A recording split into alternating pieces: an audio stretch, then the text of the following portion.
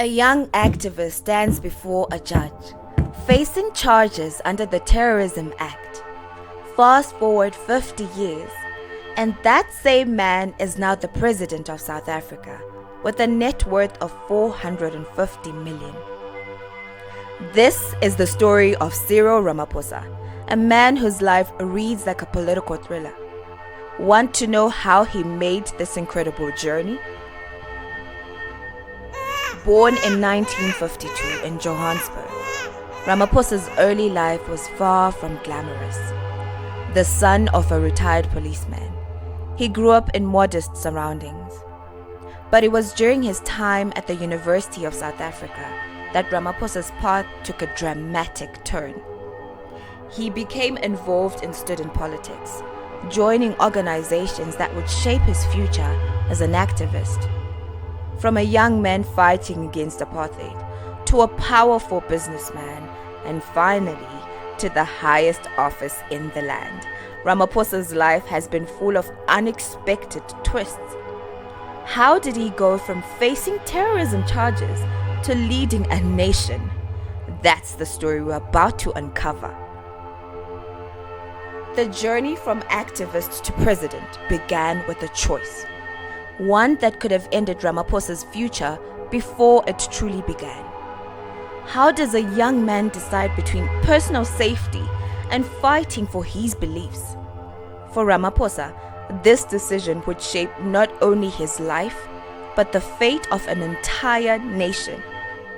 Cyril Ramaphosa's transformation from a law student to a key figure in the fight against apartheid began during his time at the University of South Africa.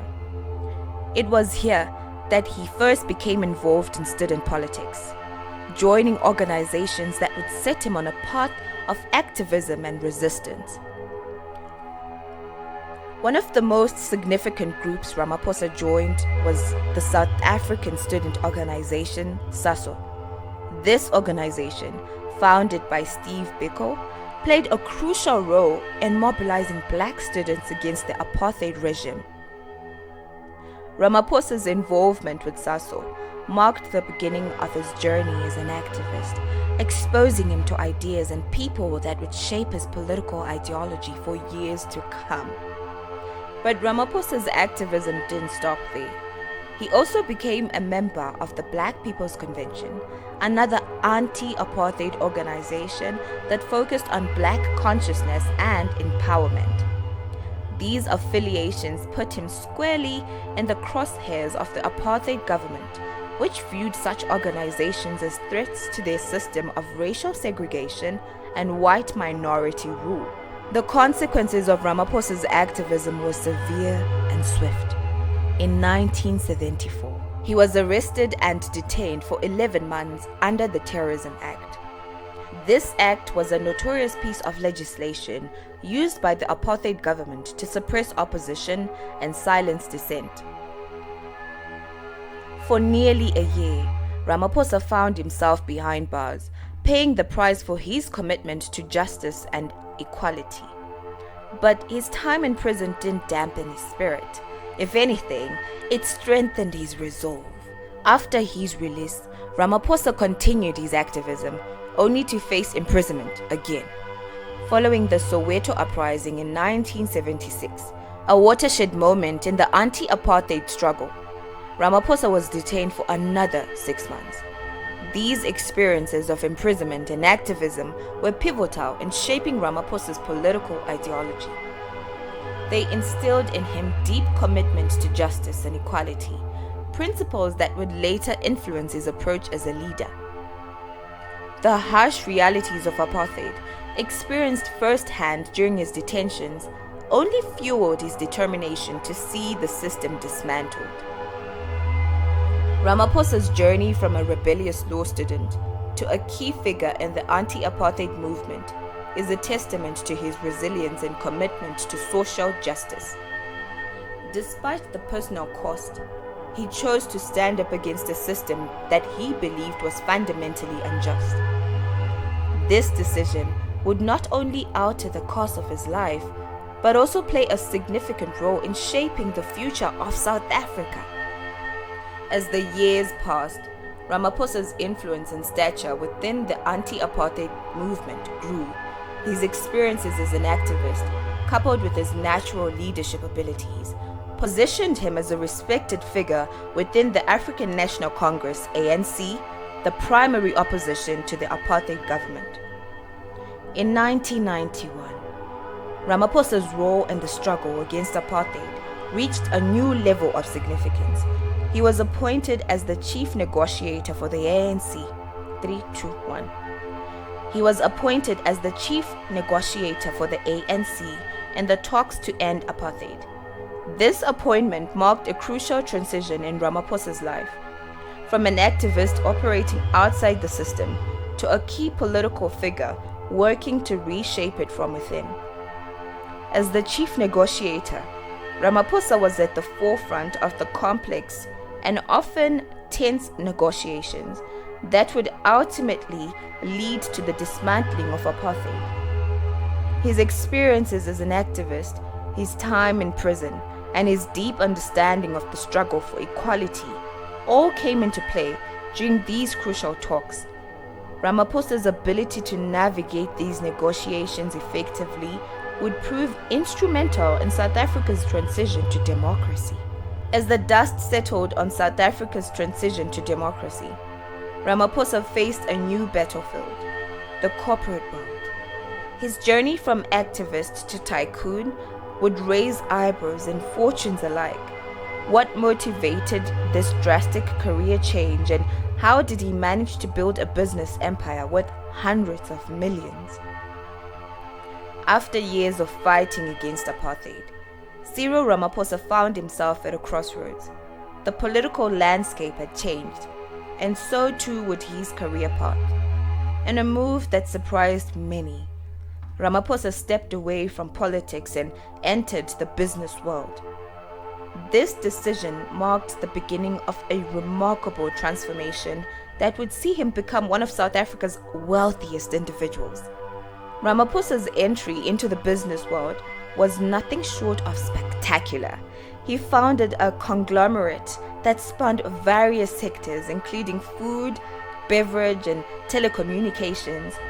This diversified approach to business demonstrated Ramaphosa's ability to identify opportunities across different industries and capitalize on them effectively. One of Ramaphosa's most significant business achievements was his role in bringing McDonald's to South Africa.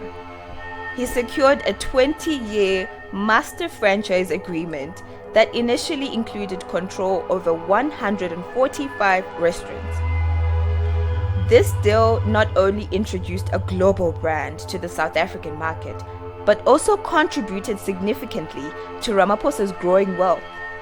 The success of this venture is evident in the fact that by 2023, the number of McDonald's restaurants in South Africa had grown to over 300, showcasing Ramaphosa's business acumen in revitalizing the brand's fortunes in the country.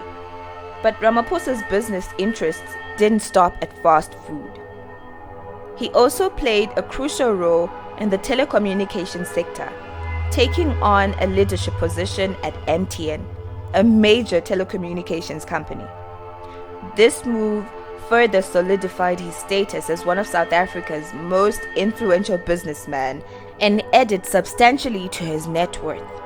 The transition from activist to businessman was a stark contrast in Ramaphosa's life. It illustrated how his early ideals of fighting for justice had evolved into navigating the complexities of corporate leadership. This shift raised questions about how Ramaphosa reconciled his past with his new role as a wealthy businessman.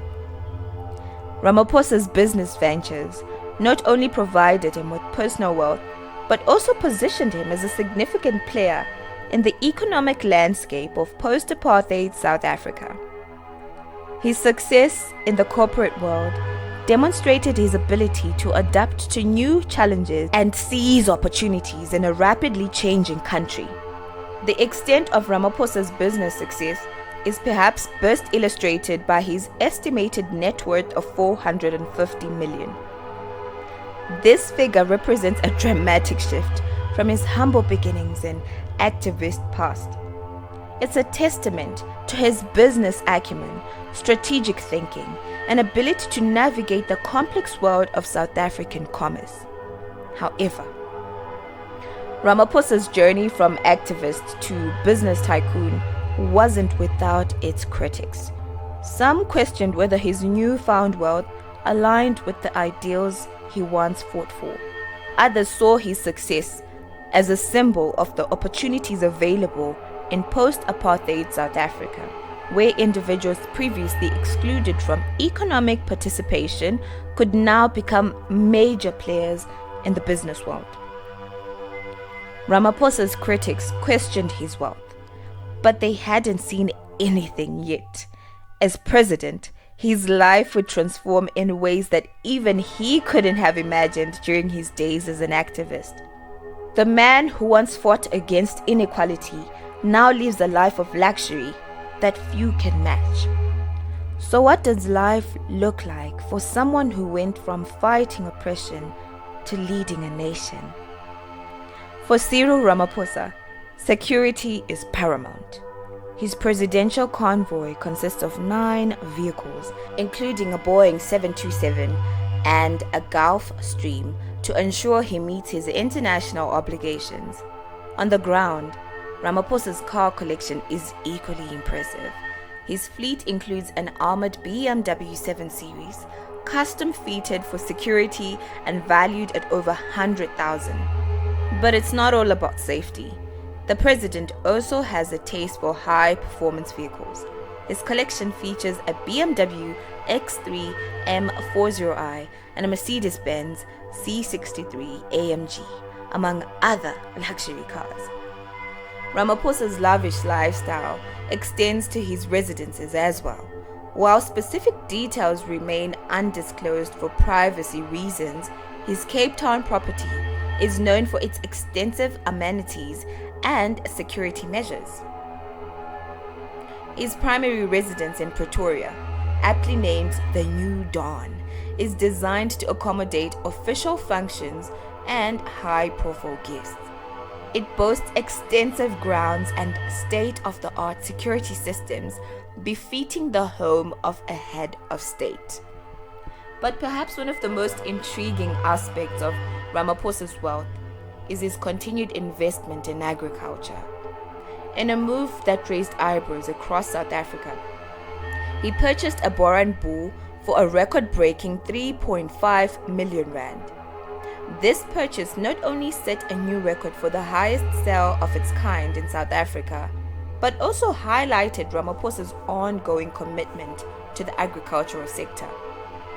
The Boran cattle, known for their adaptability and docility, have become a significant part of Ramaphosa's farming interests. This investment reflects his belief in the importance of agriculture to South Africa's economy and his personal connection to the land. It's a fascinating contrast to his high-tech security measures and luxury vehicles, a president equally at home in the boardroom and on the farm. Cyril Ramaphosa's journey from activist to president is a remarkable story of transformation. His early struggles against apartheid shaped his later political decisions, creating a cyclical narrative of leadership. Despite his significant wealth, Ramaphosa has advocated for land reform initiatives, emphasizing the importance of agriculture in South Africa's economy. This connects back to his roots as an activist fighting for economic equality. Ramaphosa's approach to leadership has been influenced by his experiences of imprisonment and activism during apartheid. These experiences fostered a commitment to addressing historical injustices, even as he navigates the complexities of wealth and power. However, his lavish lifestyle has raised questions about his ability to connect with ordinary South Africans. Leadership in post-apartheid South Africa reflects the complexities of balancing wealth and power while addressing the needs of the disenfranchised. Ramaphosa's story embodies this ongoing struggle for equality and progress in a nation still grappling with its past.